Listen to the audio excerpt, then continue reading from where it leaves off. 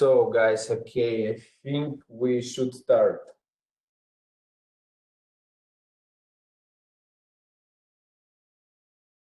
Okay, so let's go.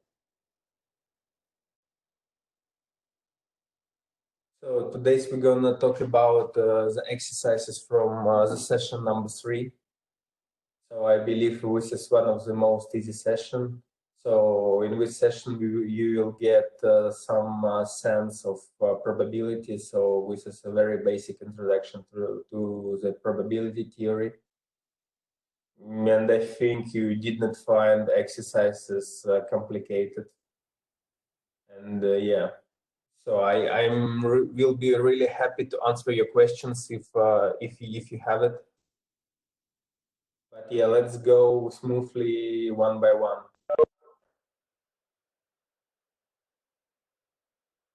So okay, so we start with the question number 1. So here we deal with experiment with 3 outcomes. We know that this experiment has been repeated 50 times, and we have 3 outcomes, E1, E2, and E3. So we have, and we find that E1 occurred 20 times, E2 occurred 13 times, and E3 occurred 70 times.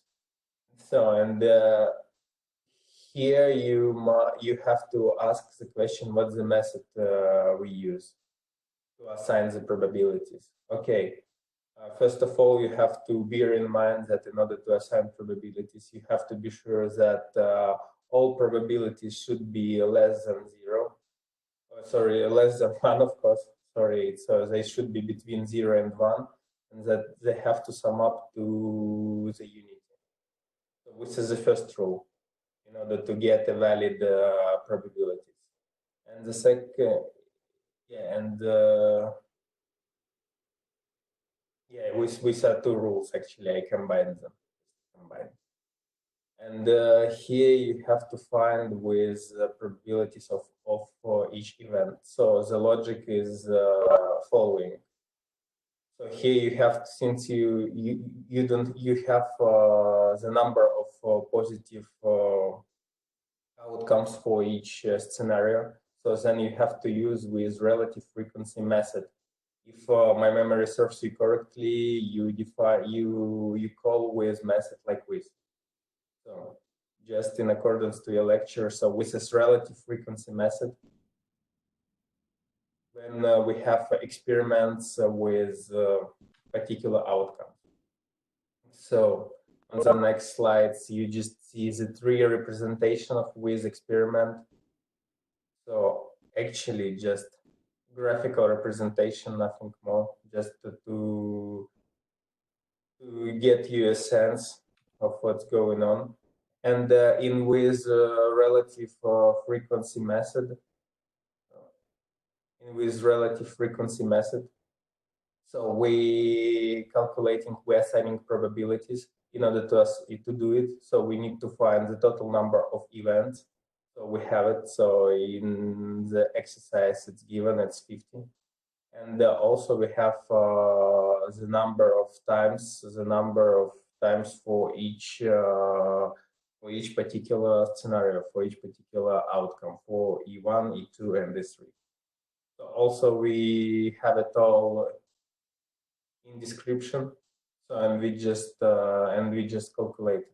So super easy. I think it's very straightforward. So we have 20 occurrence of E1, 13 occurrence for E2, 17 occurrence for E3, and we just divide it over the total number of events. So we get with numbers. So we get 40% for first scenario, 26 for the second, and 34 for the third one. So and here in the bottom of the slide, we get this validation check that all our probabilities sum up to unity. So it's correct. So we get them less than 1, more than 0, more equals than 0. So it's okay. So we solved with exercise correctly. So this is our check. So let's go further. So it was the first question. So like super easy. As I said, I mean, in the beginning, I think for this session, we need no more than 30 or 40 minutes. So, okay, in the question two, we deal with venture capital statistics for US.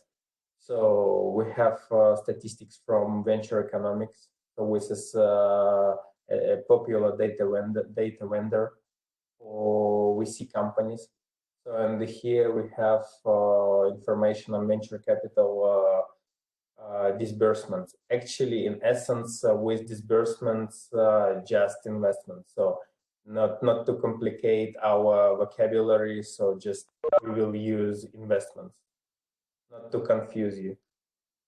So we have the total number of investments, which is equal to 2,374. And we have information about the number of with investments which go to particular states, to California, to Massachusetts, to New York, and to Colorado. So we have all these numbers. Also, we have some additional. Sorry. Let me.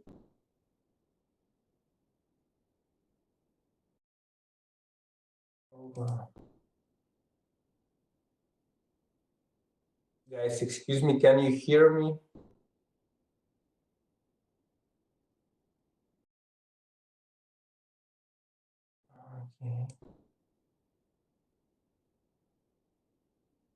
Okay. Because I saw that my internet connection was lost. Okay, sorry.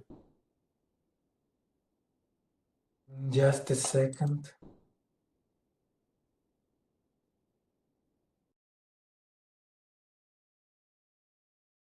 I don't know why I cannot use my annotations for a while. Okay.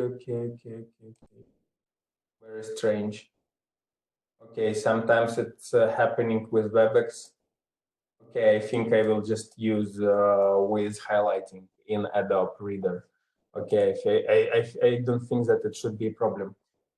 Okay, yes, so and we have some information on some additional statistics about stage of development, about other stages of with investments. So, okay, let's go to the questions. What's the probability the company chosen will be from California? What's the probability the company will not be from one of the four states mentioned? What's the probability the company will not be in the early stages of development? The total amount in the last point, the total amount of funds invested was 32 billions. Estimate the amount that went to Colorado. Okay, the first point is just repetition of the first exercise where you have to use with relative frequency method. So you have information on the overall investments. It's equal to 2,300, and you have the information what part of this investment goes to California. So, and you just use this information to calculate the probability that in the future investments will go to California. And here's a solution. So this is a relative frequency method. Once more time, I have to repeat it. Okay, but where is my annotation tools? Sorry, guys, because I want to make some annotation and I cannot find it. How to do this? Okay.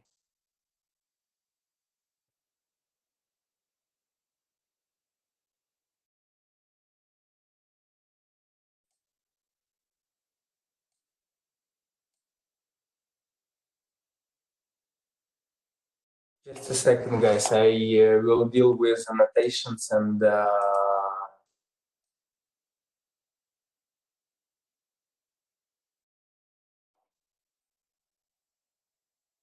just a second. Let me. No. Yeah.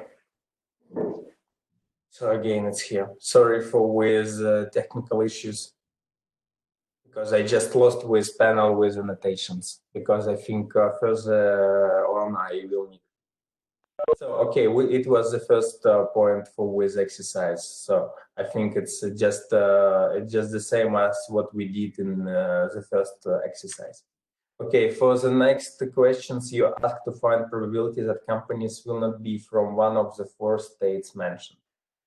Okay, so since we have information on the overall investments in US, and also we have information for particularly four states, for California, for Massachusetts, for New York, and for Colorado. So, and by knowing with information, so we can easily find the number of investments which go not to with four states. Just okay, sorry, here it's also, I think it's mistake, I believe. So of course it's like a plus. So we have to sum up the number of with investments for states given in the exercise. So for California, for Massachusetts, for New York, and for Colorado. So we just sum them up. And we subtracted from the overall number of investments. So and we get with 221. So and this is the number of investments which go to other states. And again, we use this relative frequency method, and we get with 9%. Okay, so it's clear.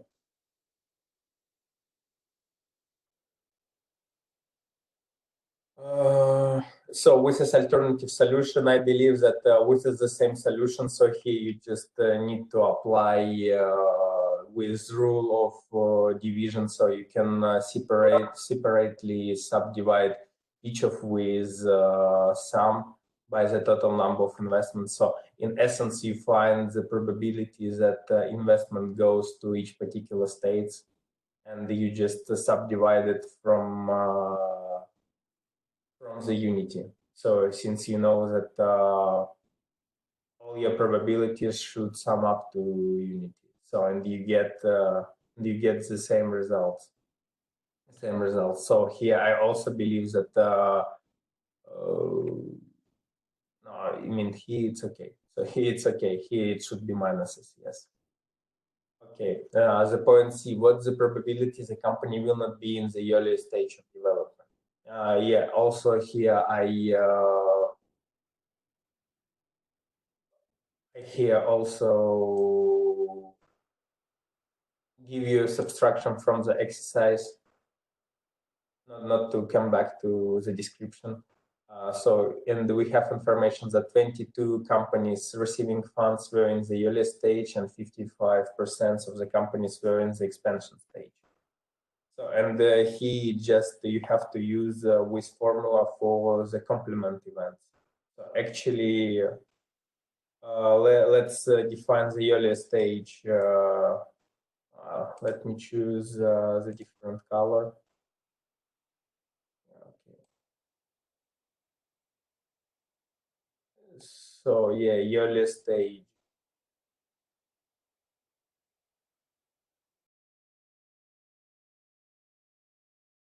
Let it be the event A.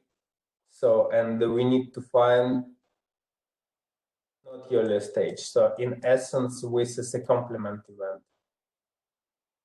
So this AC. And as you remember from your lectures, which were given by Anna, so the probability of complement of event is just equal the unity minus the probability of this event. So, and here we just apply this formula. So this is it. I think it's also clear. So, and we have information on the early stages, on the probability of early stage. And yeah, so and we just find the probability that company is not on early stage by subtraction with probability, and the width is 78%. Sorry, and yeah, and here of course I also must mention that we don't use information on companies on expansion stage, because we are not asked to calculate something with it. So the point D is the total amount of funds. So we have information on the total amount of funds invested in VC industry. And we must estimate the amount that went to Colorado. So, and this is a very good point. So it's also a very important point, because in essence, further in your studies, you will deal with that a lot. So sometimes you just have some indicator. For example, here's the total amount of funds invested, and you don't have any other information on with distribution among your entities. With in our case, with particular states. So, but we have some information on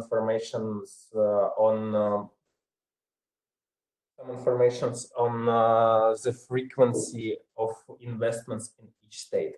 And here, in order to solve this question, you have to make some assumptions. And in our case, since we don't have any prior information, so I guess you already also familiar with concept of prior information, because I believe that you already that Anna already shed the light on with bias theorem about with conditional probabilities. So here we don't have any priors, and it seems reasonable. It sounds very natural to assume that amount of all investments are the same across all states. So we just make assumption about uniform distribution of with investments around the states. So, and we have information on the frequency, on the frequency distribution of with investments across all the states. So, and we just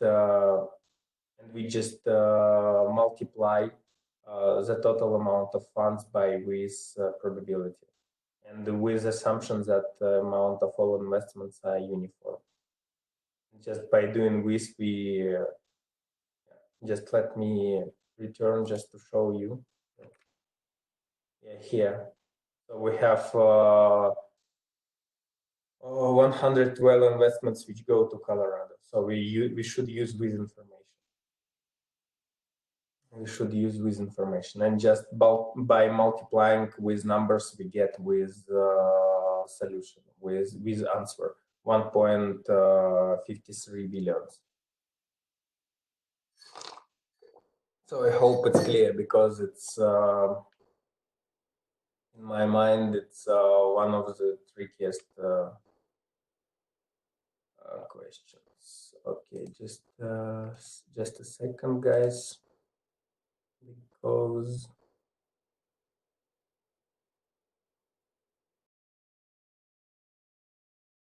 okay, you don't have any questions, right? If I understand you correctly. So no questions regarding the point D from question 2. So we can move further, so it's clear.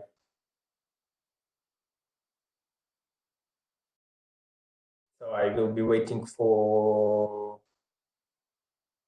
half a minute in order to let you gather your thoughts and spill it out.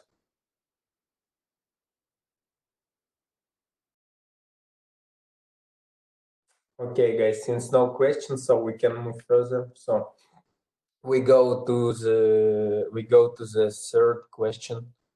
So here we deal with playing card, with a deck of playing cards. Oh, sorry, yeah. Is there any formula for with exercise? Actually, no. With sorry, just let me come back to with point. I don't think that there is any formula. So this is just okay. It's exactly what we did, I think, in then the second class. So here we have like with probabilities. Okay, not in this slide. Okay, let me go to this question. So here you just, yeah, okay.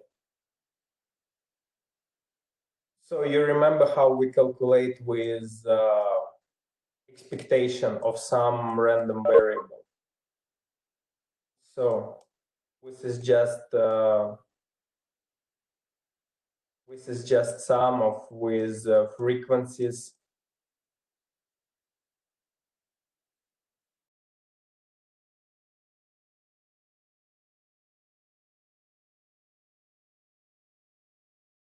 So, and in our case, so we have with frequencies, so we calculated them. So we have like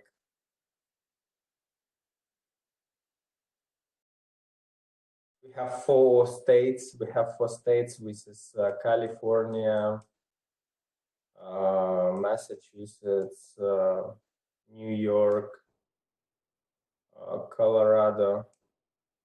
So, and we have with frequencies. We just have with frequencies, it's like, okay, just x1, x2, 3, 4, and yeah, so for each state. And we need to, and we have also information on the total amount of funds invested in this. And here it's, for example, with this,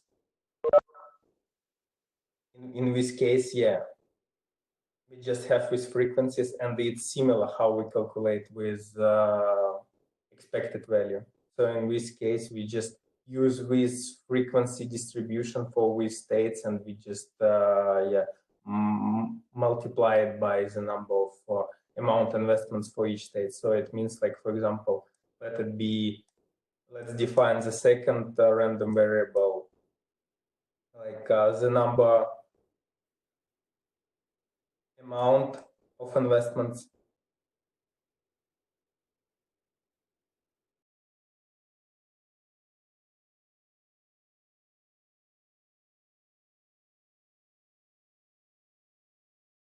And we have a total amount. And in order to calculate with amount for each particular state, so we just have to use information on this frequency distribution and multiply it by the number of total investments. With this, amount of investments which go to each particular state, and this is the amount of total investments. So the formula looks like this.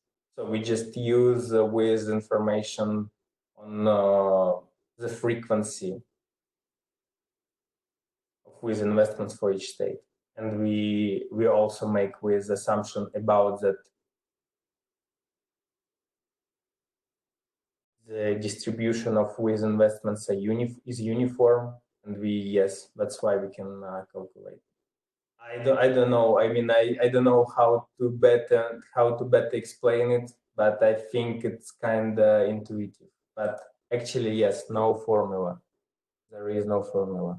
Yeah. Okay. Thank you very much. I hope it helped you. So sorry, I think it was a bit messy, but yeah. I mean, because I tried my best to explain it, because actually, yeah, it's just intuition. It's just how the probability theory works. So okay, guys, let's go to the question number 3. So we deal here with deck of playing cards. So this is the regular deck with 52 cards, and here each card corresponds to a sample point with 1/52 probability. So here we use with the classical method, which you also, I think, you call it in the lecture this way. It's like a classical method. So when you have the number of with sample points, when you have information on the number of with sample points, so in this case, this is a particular card, and you have them 52. So you just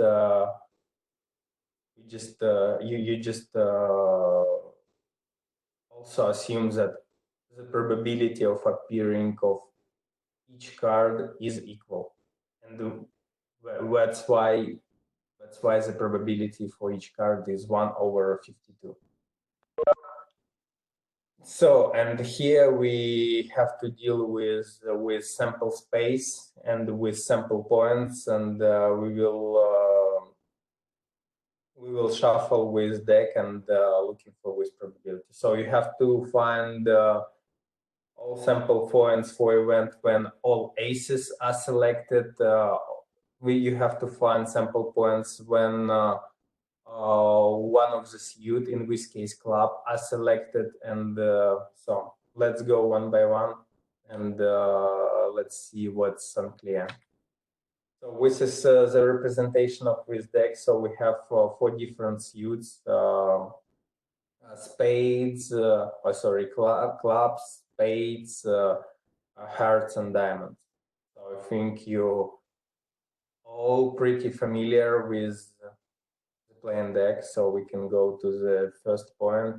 So, and here you have to find all events, all sample points for event when all aces are selected, and you just see here. So with a ace of hearts, of diamonds, of spades, and of clubs. So very easy. So in for this event, we have 4 sample points. So 4 sample points. So I think for further points, in order to solve them, you have to bear with information in mind. So you just have to calculate how many cards in this event. So in this case, it's 4. So for the second point, it's the same. So you have to find all sample points when the club cards are selected. So, and the club, it's one of the suit with playing card deck. And you know, since we have 52 cards overall, so, and we have 4 different suits, we just can find the number of with points by subdividing 52 over 4. So it's 13. So it's 13 sample points. You don't need it for this exercise, for this point, but I think further on you will be asked the question to calculate something. So I think it's clear. So here it's face card, so you have to find sample points for face cards, the same. So the logic is the same. So for each suit we have 3 face cards, and we have 4 suits, and we just also can find the number of outcomes for this event just by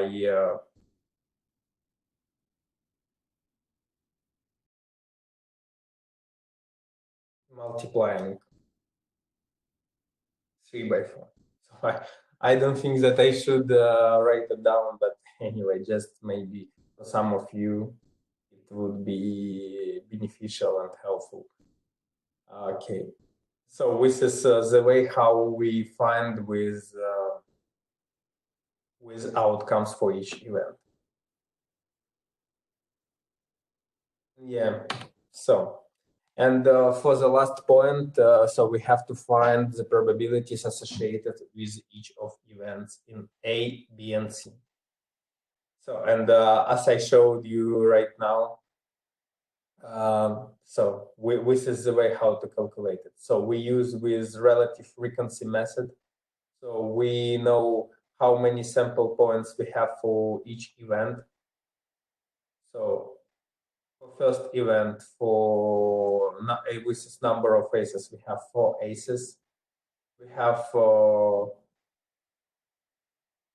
13 clubs cards, and we have 12 face cards. And also with this, the total number of cards.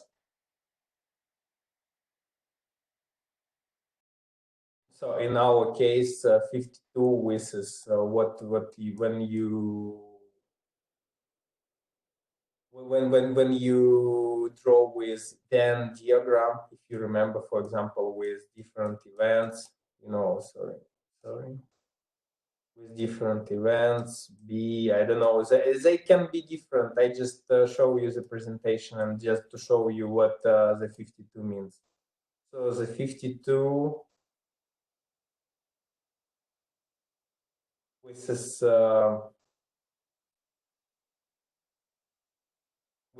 the sample space of all with possible events. So all possible events you can imagine they lie within with deck. So our world is limited by with deck by with 52 cards. So in this task, so we live in the world where we have 52 cards, and we can also we can also construct other events we can ask, but yeah, so like the logic is the same, so it can be different events, etc. But yes, the total number of cards is 52. So with this is the sample. So this is it. Yeah, I think it's also very easy. I think not too much to explain, so but I also trying to go into details. I don't know whether it's necessary or not, but sorry if guys I talk too much about this. Yeah, and this is a fourth question. So we're perfect in time. So here we deal with survey, which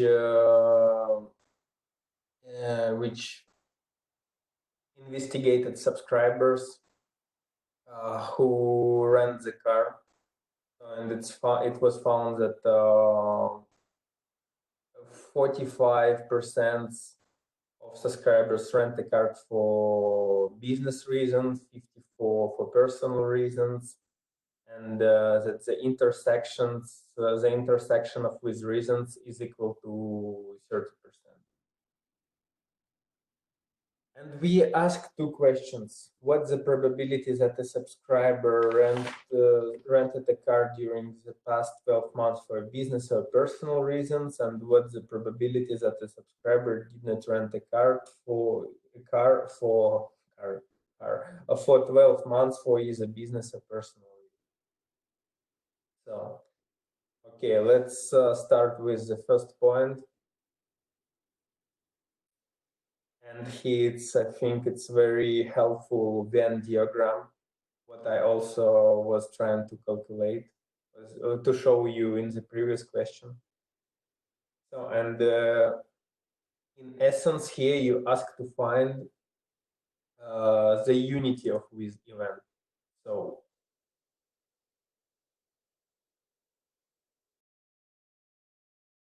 So in essence, this is mathematical representation of the statement that the car was rented either for business or for personal reason.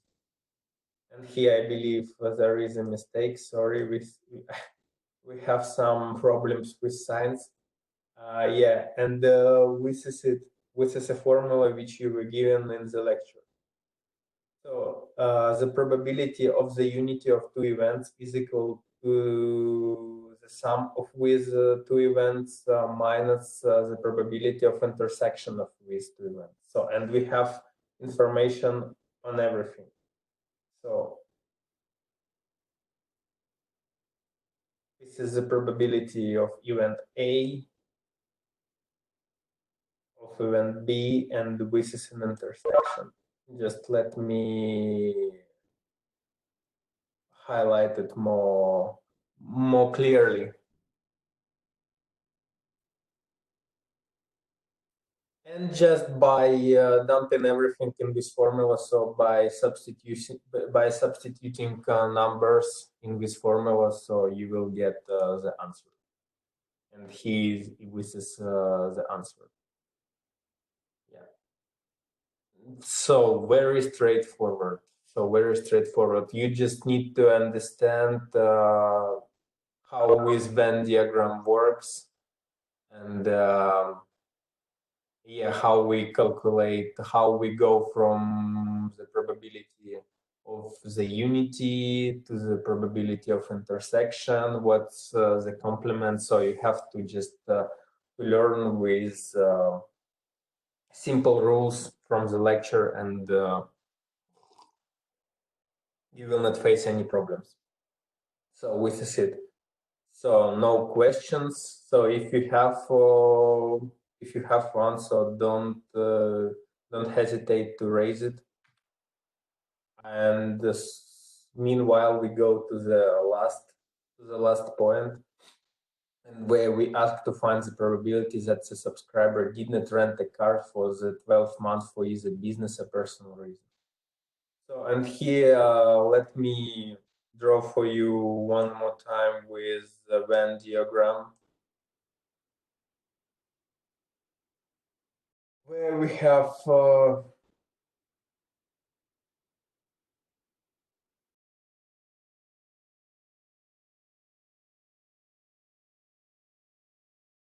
sample points for two events for A and B. For it's like personal reasons, business reasons, personal reasons, and this is the whole sample space. And actually, the complement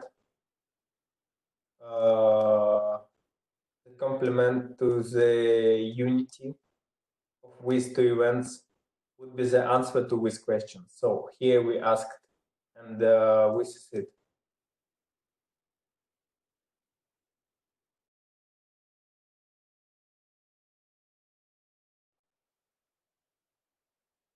This is the sample points where all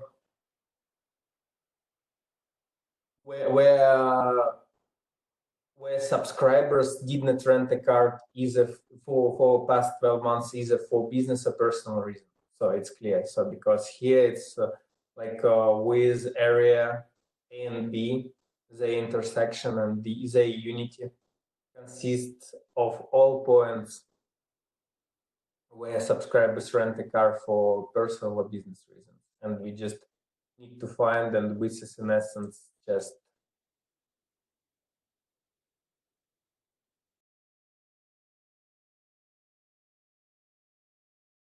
the complement with the set. And again, we use this formula, which I showed you earlier, that in order to find the complement to the event, so we just have to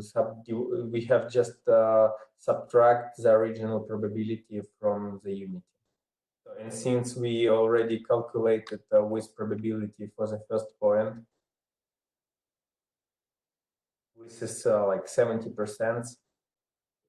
And we just use this information to calculate this one. And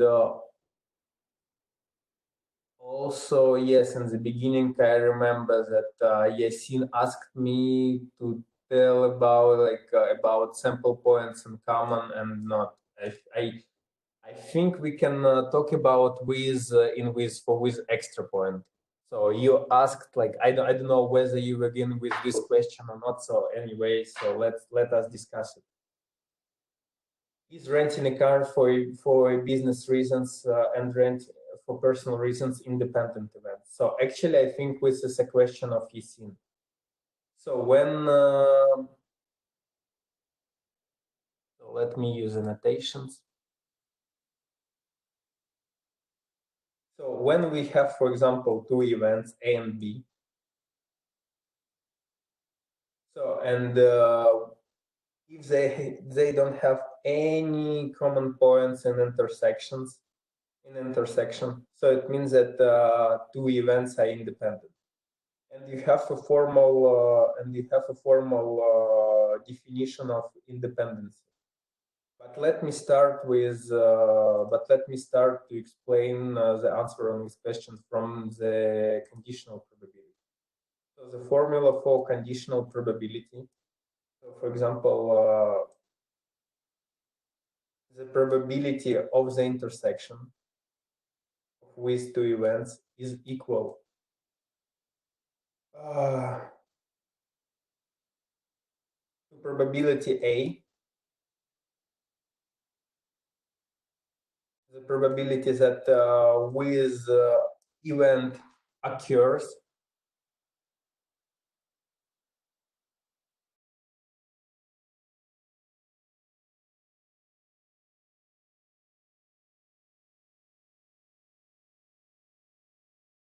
multiplying by the conditional probability that event with by the conditional probability that event B also occurs with condition to that event A is already occurred. So this is the general formula how to find the probability of the intersection of two events. And also we have the definition of independency. So two events A and B are independent if the probability of intersection of these two events is just equal the probability of A multiplying by the probability of B. Sorry, some problems with drawing. So this is a definition of independency.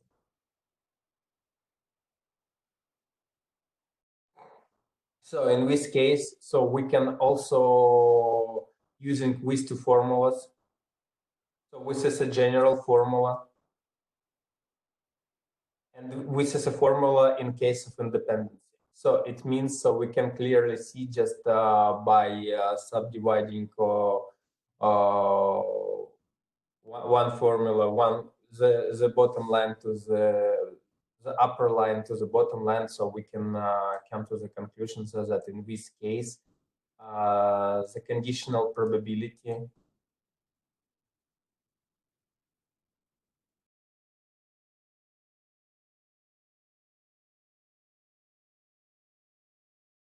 is equal just the conditional probability is just equal to the original probability of each event. So, and this is an idea of independency. So it means that the occurrence of event B does not depend in this case on A, on the probability of occurrence A. So like A event does not play any role for occurrence of event B. So, and this is it. So also this is like a brief reminder for you what's the definition, what's the meaning of independence. So in this case, like the event B occurs with the probability which does not depend on whether event A occurs or not.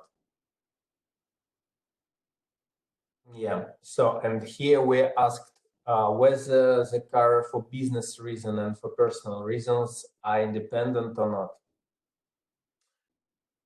And so we have we know the probability. Sorry, let me use. So in this case, we know the probability of intersection, which is 30%. You are given it in exercise, and also you have the probabilities of A and B.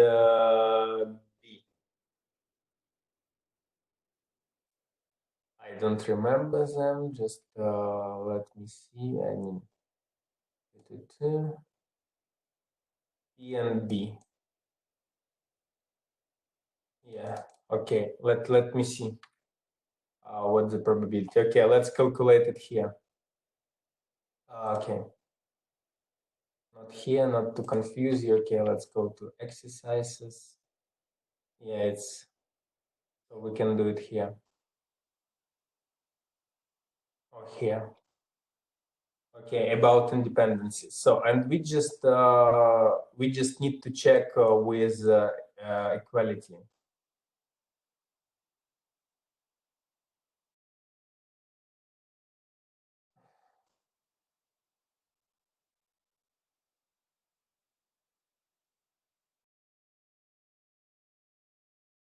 Multiplied by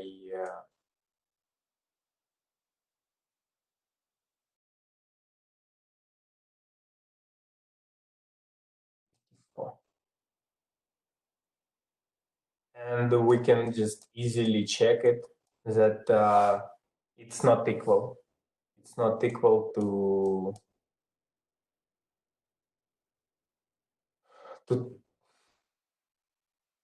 it means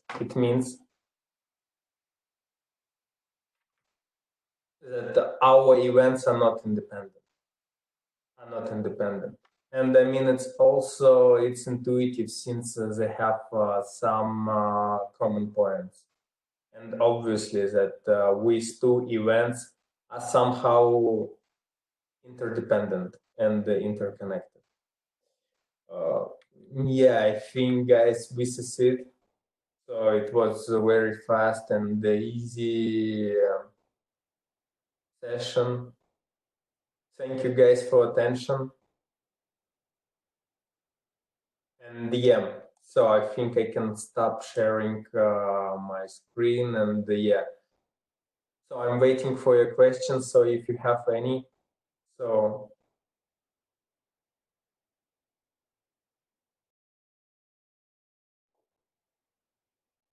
please ask them.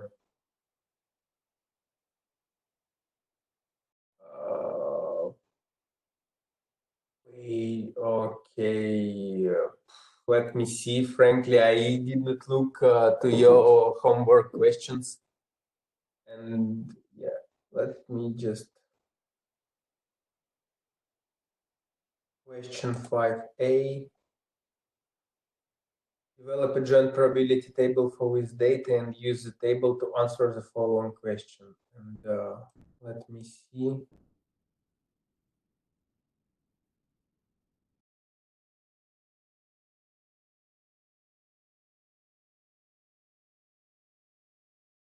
Just let me see with page.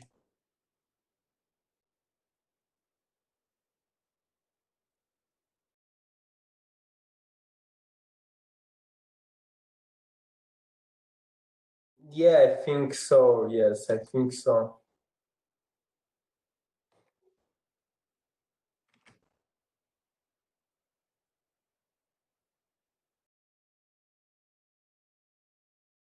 Yes, yeah. So with this us, and thank you very much, Yasin. Yes, you're right. With this marginal probability. Exactly. Yeah.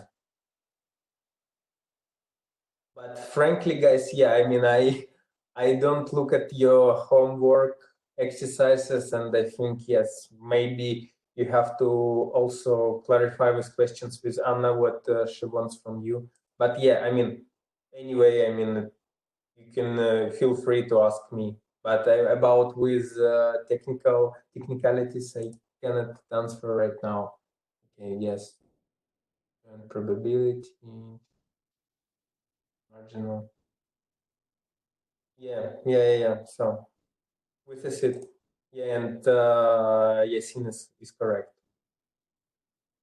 And any questions regarding exercises?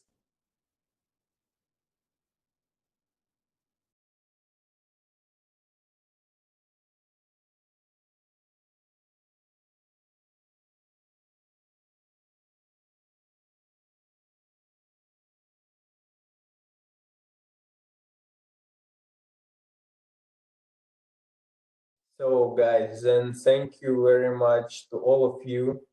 Thank you for attention. And I think we meet each other once again in 1 week. So if you have any questions, again, you can contact me via email. Yeah. So good luck. Good luck with your studies. Good luck with everything, and see you. Goodbye, guys.